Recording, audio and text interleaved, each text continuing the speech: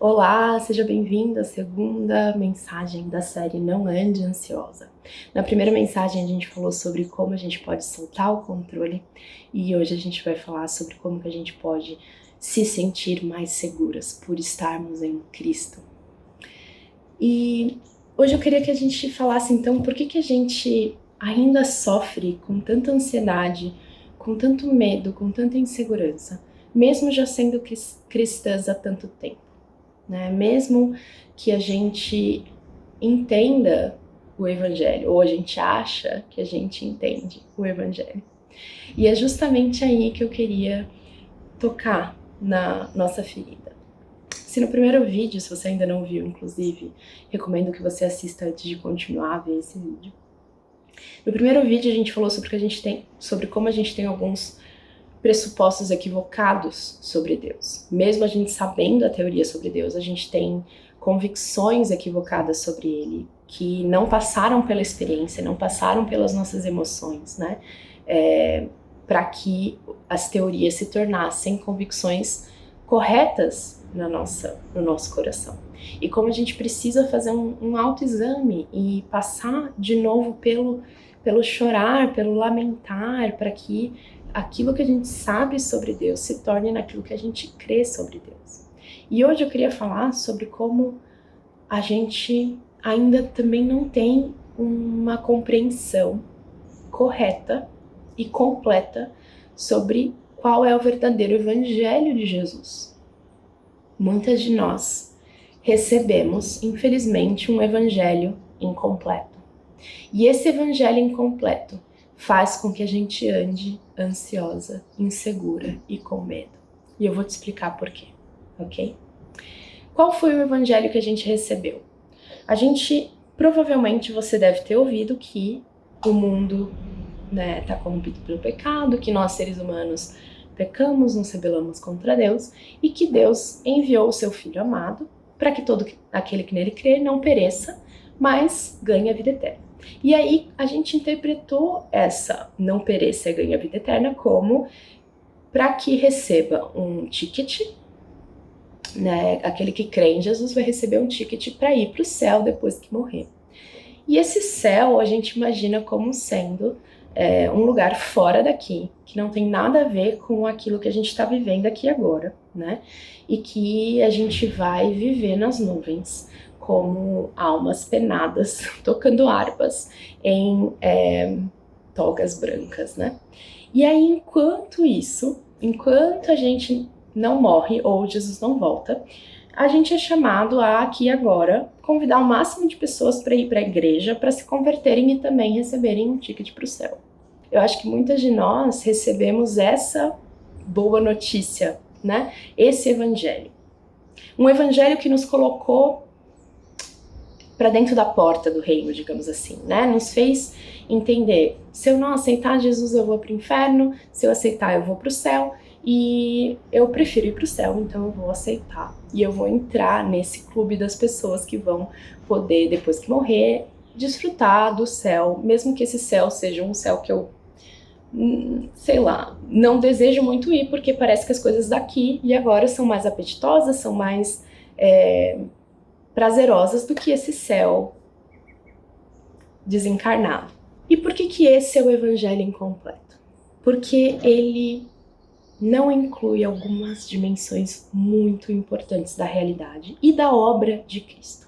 E o fato da gente de não incluir essas dimensões faz com que nós vivamos inseguras aqui e agora. Porque a gente não consegue conectar como que o Evangelho de Cristo faz diferença hoje na minha vida, nas minhas questões particulares, no meu medo de não ter dinheiro, no meu medo de que os meus, aqueles que eu amo morram e eu não consigo lidar com a saudade que eu vou ter deles, né?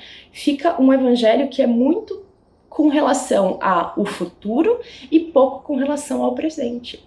Só que o presente está incluso nesse Evangelho completo de Jesus, e eu quero te explicar como. Para a gente começar, então, a gente precisa voltar lá em Gênesis 1 e entender que Deus criou uma boa criação.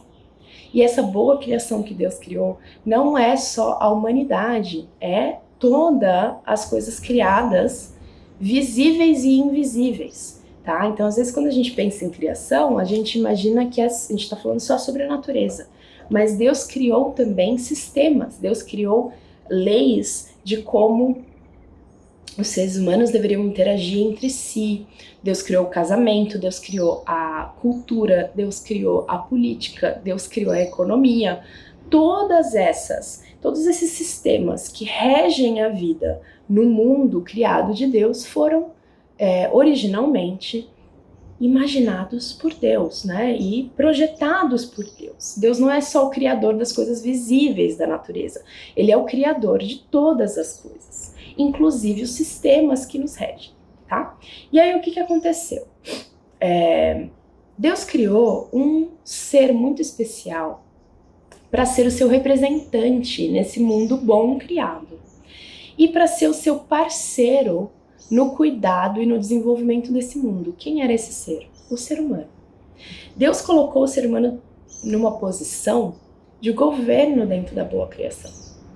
E esse ser humano seria uma espécie de regente que se relacionaria com o rei dos reis, né? Por isso que Deus se chama Rei dos Reis.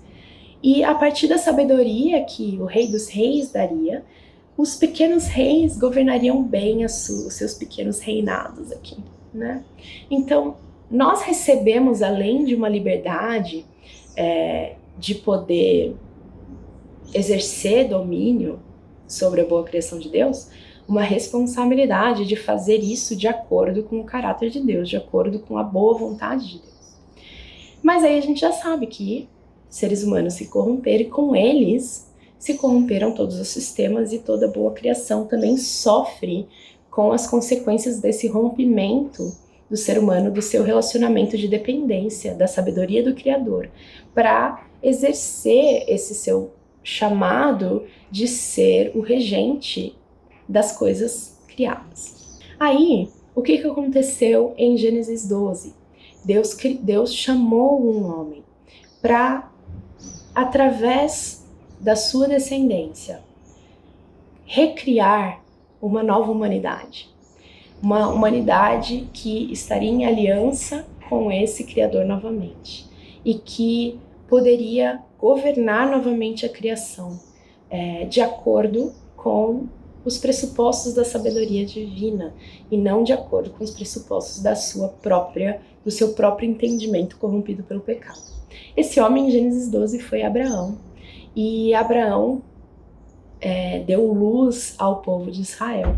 O povo de Israel foi esse povo que estava em aliança com Deus. Na verdade, Deus estava em aliança com eles, mesmo que eles não fossem fiéis a essa aliança, Deus permaneceu fiel a essa aliança. E deste povo, dessa nação, veio um ser humano que era, na verdade, Deus encarnado, que era Jesus. E esse Deus encarnado tomou sobre si o preço dessa rebelião, e ele inaugurou a nova humanidade. Uma nova humanidade que era capaz de se reconectar e de se submeter novamente a Deus. Uma humanidade que era capaz de lidar com as influências do pecado sem se corromper pelo pecado. E esse novo ser humano, que era o próprio Deus encarnado, morreu e ressuscitou para dar início a uma nova era, uma era de recriação, uma era de restauração da boa criação e das boas criaturas que tinham sido corrompidas pelo pecado. E como que essa nova humanidade se formaria?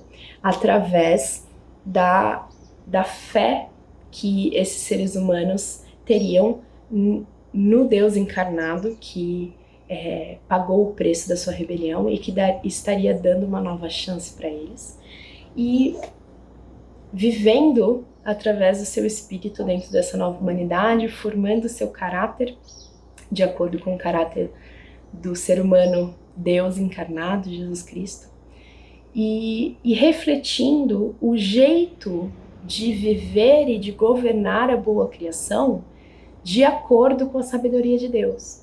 Isso é reino de Deus. Reino de Deus é o lugar onde a vontade de Deus é feita. E quando Jesus vem e fala que o reino de Deus está próximo, ele está dizendo que ele está trazendo a capacidade da gente fazer a vontade de Deus novamente e governar a boa criação de acordo com a vontade de Deus novamente. Só que, o que acontece? Jesus, ele venceu, ele veio, ele venceu o poder do pecado, ele ressuscitou, inaugurou o novo reino e hoje ele reina nos céus. E ele chamou um novo povo que seria habitado pelo seu Santo Espírito e completaria a sua missão. Completaria a sua missão de fazer com que todo ser que vive tenha a chance de se render ao senhorio de Jesus Cristo, que é o ser humano Deus, o Deus ser humano, que venceu o pecado e foi capaz de viver de acordo com a vontade de Deus. Quando esses seus missionários, esses seus embaixadores, concluíssem essa missão, Jesus voltará. E ele virá, ele trará consigo o novo reino dele, a nova criação dele. Ele vai trazer consigo o juízo, que vai ser o fogo purificador de todo o pecado. Ele vai consumar de uma vez por todas o pecado que ainda existe no mundo. E aqueles que tiverem cobertos pelo sangue do Cordeiro, que é ele, vão passar por esse fogo, por esse juízo, e vão viver com ele na nova criação, no novo céu e na nova terra. O final da história não é a gente indo para um lugar que não tem nada a ver com isso daqui. Um lugar que a gente não tem corpo, que a gente não tem relações, que a gente não tem coisas para fazer. O final da história da Bíblia é Deus voltando à Terra e trazendo consigo a nova criação, natureza redimida, sociedade redimida, economia redimida, política redimida, cultura redimida, relacionamentos redimidos. Nós vamos ter muito o que fazer nessa nova criação, vai ser glorioso. Por quê? Porque a gente vai ver Jesus face a face, a gente vai poder nos relacionar com ele face a face. Ele vai ser a nossa luz, ele vai ser o nosso sol. E a boa notícia, na verdade, é que todo aquele que nele crê não morre e vive desde agora a vida nessa nova realidade de redenção que Deus está trazendo e que Deus vai completar no final, no último capítulo da história. Isso faz toda a diferença no nosso presente. Muito da nossa ansiedade vem da gente não ter essa compreensão do arco maior da narrativa e do quanto Jesus já nos deu hoje o seu Santo Espírito e a sua perspectiva de que nós podemos cooperar com ele na manifestação de uma nova criação que ele está fazendo.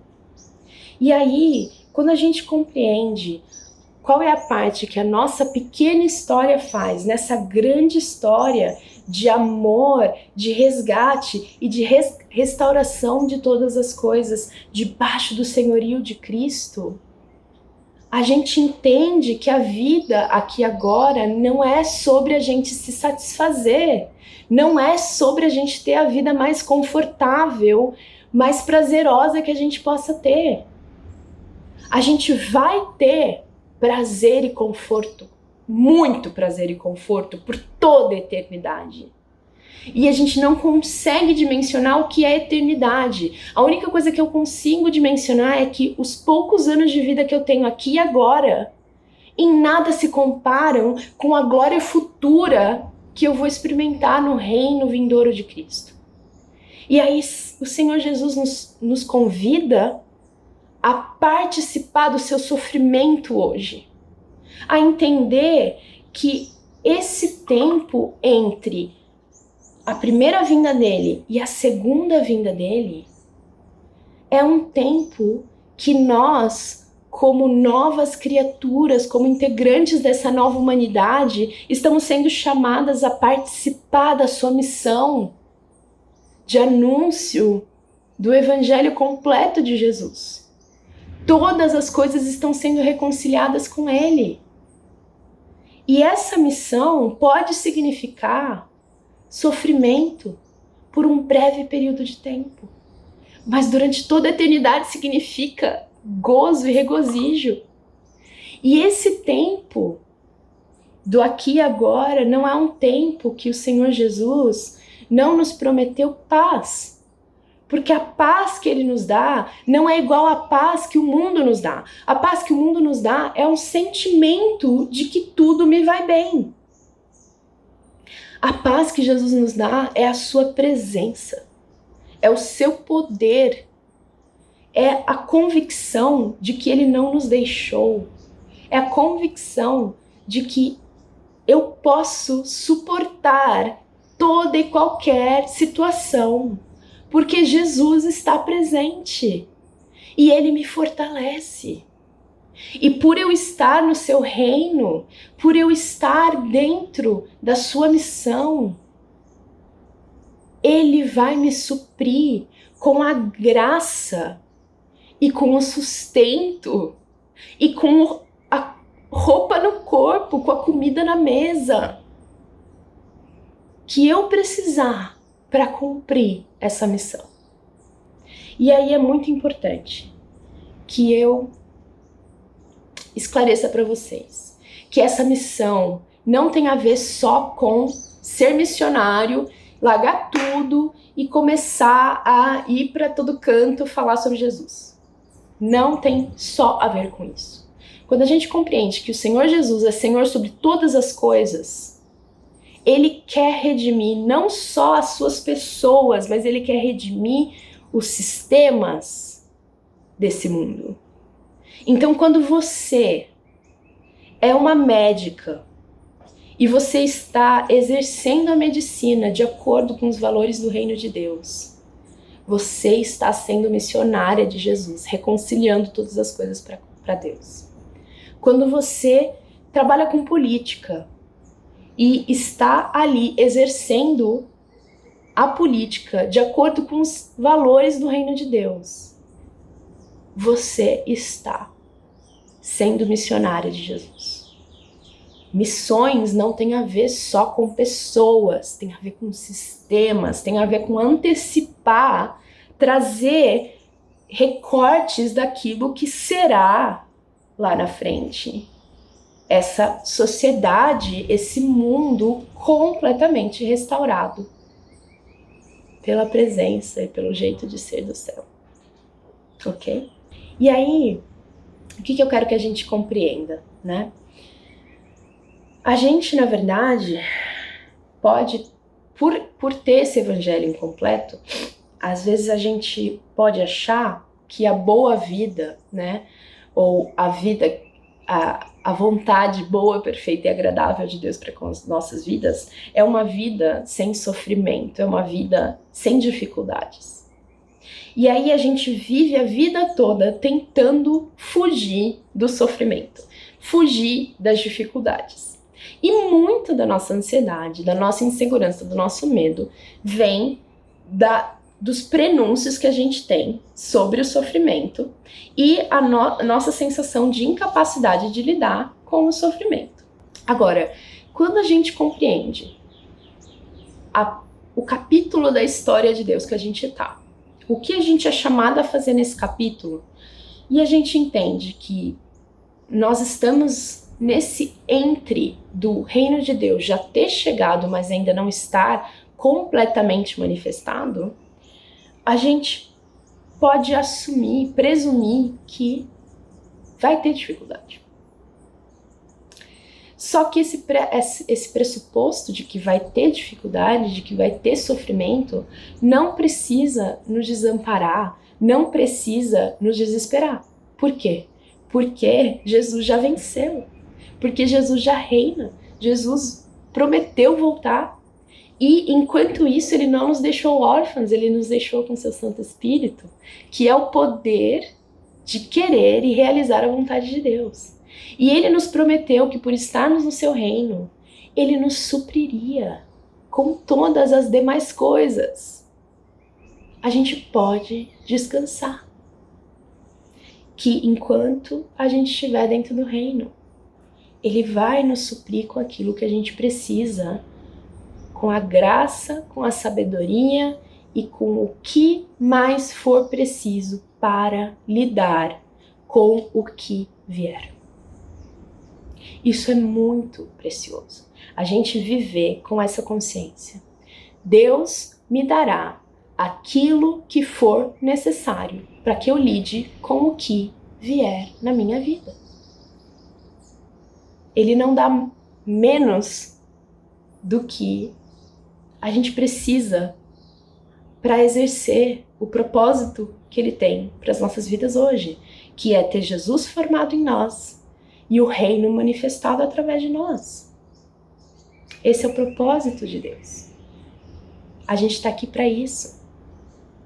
E mesmo que dentro desse propósito nós tenhamos momentos de aflições, a gente ainda assim pode desfrutar da verdadeira boa vida, que é a comunhão com esse Deus e a antecipação da glória futura que nos espera na eternidade, em que nenhuma lágrima mais vai ser vertida.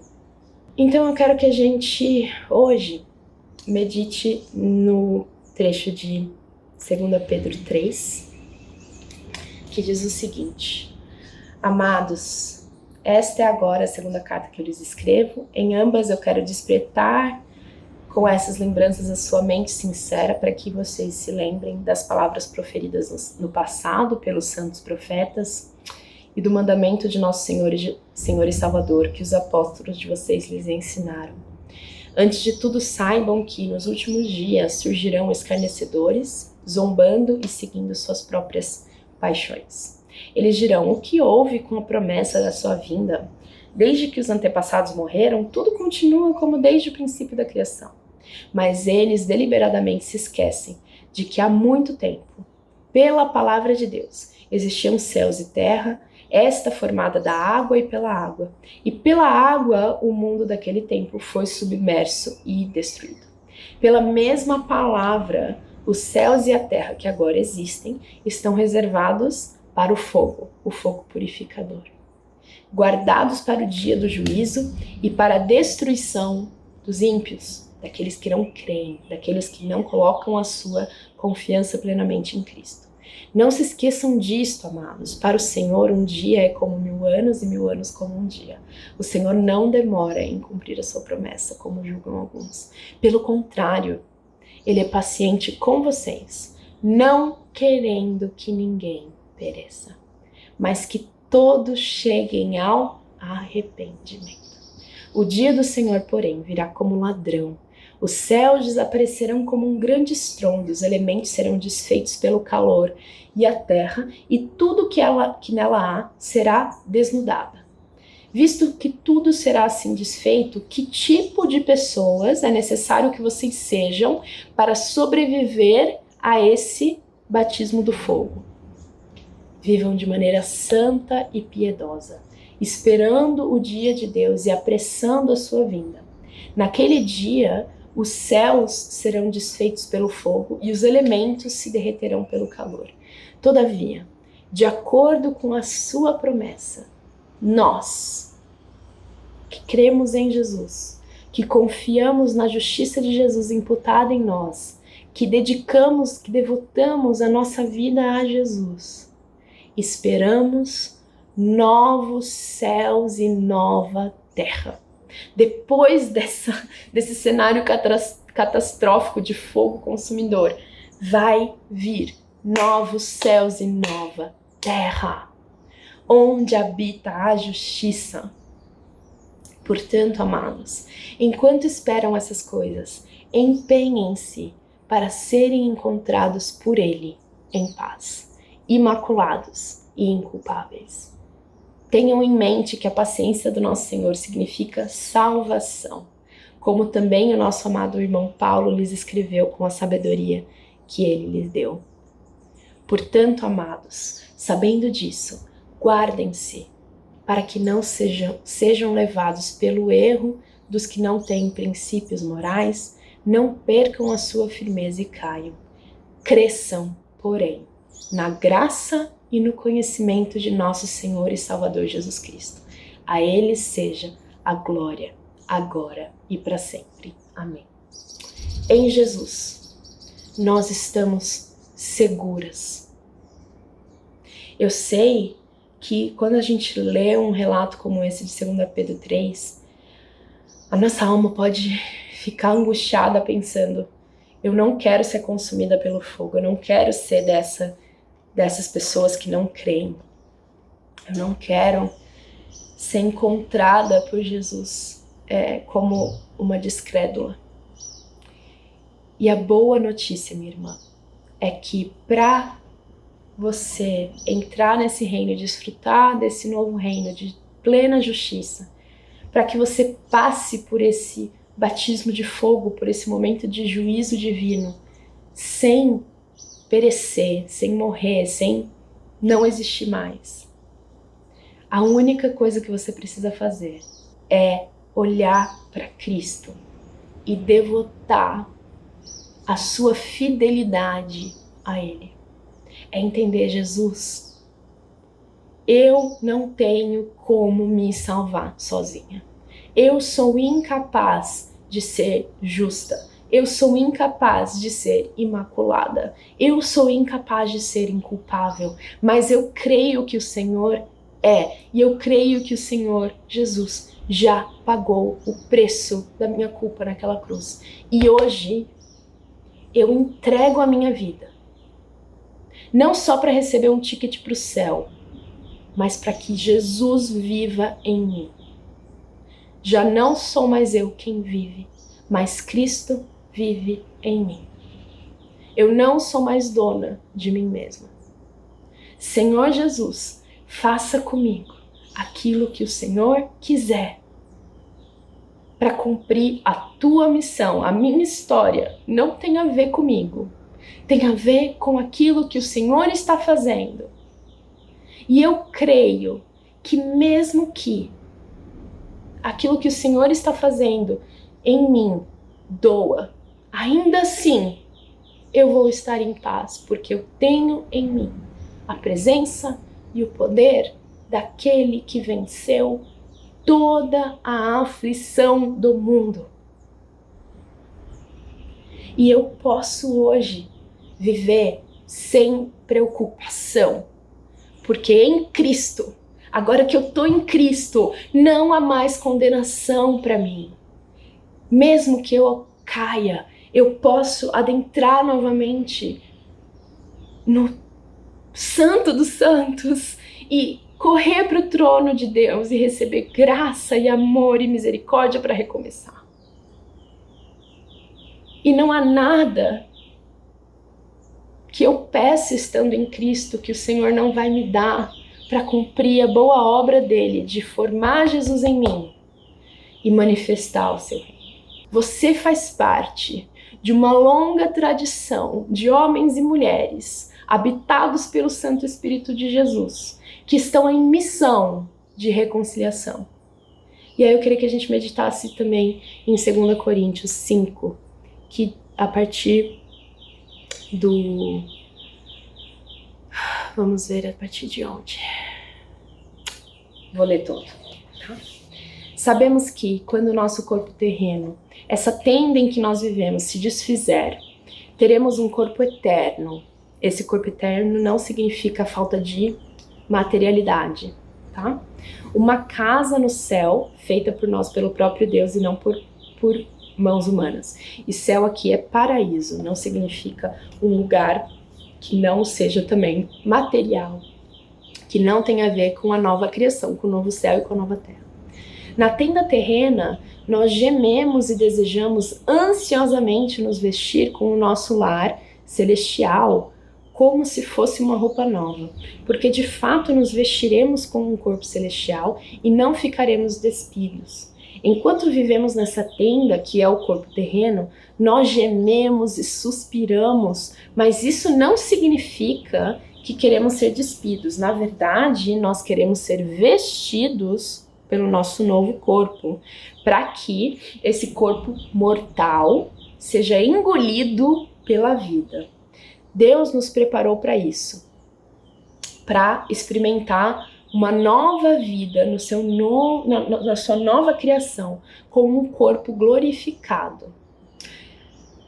E como garantia nos deu o Espírito. Portanto, temos sempre confiança, apesar de sabermos que, enquanto vivemos nesse corpo, não estamos em nosso lar com o Senhor, porque vivemos por fé e não pelo que vemos. Sim, temos confiança absoluta e preferimos deixar esse corpo terreno, pois então estaremos no nosso lar com Jesus. Assim, quer estejamos nesse corpo, quer o deixemos, nosso objetivo é agradar ao Senhor, pois todos nós teremos de comparecer diante do tribunal de Cristo, para que cada um receba o que merecer pelo bem ou pelo mal que tiver feito nesse corpo terreno. Assim, conhecendo o temor ao Senhor, procuramos persuadir outros. Deus sabe que somos sinceros e espero que vocês também o saibam. Estamos mais uma vez nos recomendando a vocês? Nada disso. Estamos apenas lhe dando motivos para que se orgulhem de nós, a fim de que possam responder àqueles que se orgulham nas aparências e não no coração. Se parecemos loucos, é para dar glória a Deus. E se mantemos o juízo, é para o bem de vocês. De qualquer forma, o amor de Cristo, derramado na cruz, nos impulsiona. Porque cremos que Ele morreu por todos. Também cremos que todos morreram.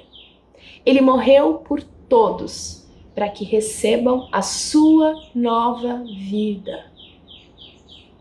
E não vivam mais para si mesmos, mas para Cristo, que morreu e ressuscitou por eles.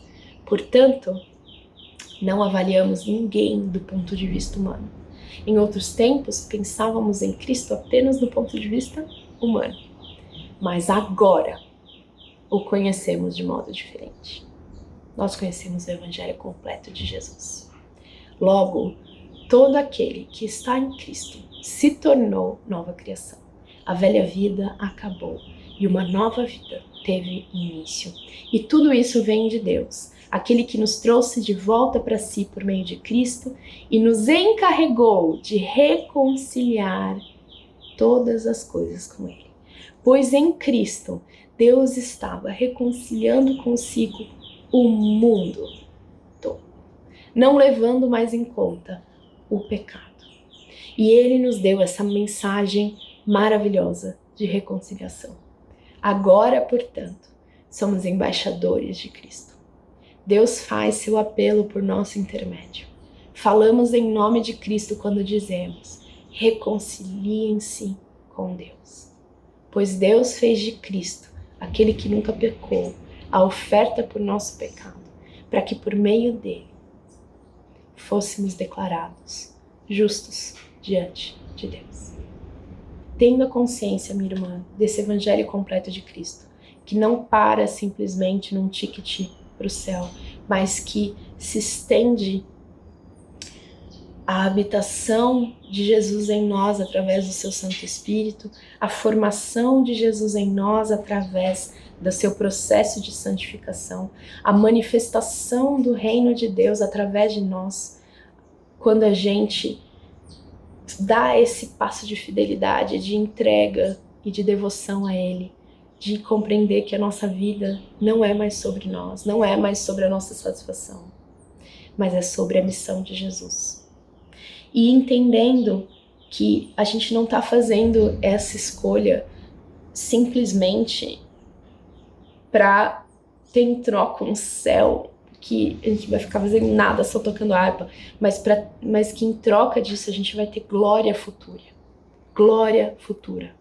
No céu, no novo céu e na nova terra, a gente vai se deleitar com tudo aquilo que a gente não pôde ter nesse tempo de missão. E é olhando para esse alvo, para Jesus, para o bem prometido por Ele nessa nova criação para nós, que a gente segue firme em meio às aflições do tempo de agora, recebendo de mãos abertas tudo aquilo que o Senhor tem nos dado para cumprir a sua missão através da nossa vida hoje. Que o Senhor abra os seus olhos, que você se apaixone pela missão de Jesus, que você entregue a sua vida para que Jesus seja formado em você e que você consiga enxergar que todas as demais coisas vão ser acrescentadas, porque você já está experimentando hoje a antecipação do reino vindouro. E Deus nos prometeu o sustento, a provisão, a segurança que a gente vai precisar para cumprir a sua missão nas nossas vidas. E isso não significa não ter aflições, mas significa ter a companhia sempre presente do nosso Senhor e Salvador por onde quer que a gente vá, nos consolando e nos capacitando a lidar com o que quer que nos vier, ok? Deus te abençoe muito, eu espero que você consiga encontrar essa satisfação de fazer parte da vida de Jesus, mesmo que essa participação inclua os sofrimentos dele, tá bom? E que isso te traga alívio e te traga tranquilidade de saber que ele está presente e que ele proverá e que um dia nada lhe faltará. Se você gostou desse vídeo, eu peço que você curta, que você comente, deixe sua impressão para que a gente possa saber como esse vídeo tocou o seu coração e compartilhe com as suas amigas também, ok? Eu queria te deixar um recado. A cada semestre eu abro uma turma de mentoria espiritual em que nós percorremos alguns temas como esses que eu tenho falado aqui para você, que vão desconstruir alguns falsos pressupostos para a gente reconstruir na verdade do Evangelho. E além desses temas, mais teóricos, a gente incorpora no nosso estilo de vida uma série de hábitos espirituais que vão treinar o nosso coração a permanecer sintonizados com o Espírito Santo de Deus e fazendo escolhas que vão semear para o Espírito e vão fazer frutificar o caráter de Jesus em nós, para que a gente possa manifestar o reino de Deus por onde a gente for, tá bom? Se você quiser saber um pouco mais sobre essa mentoria, o link tá aqui na descrição do vídeo.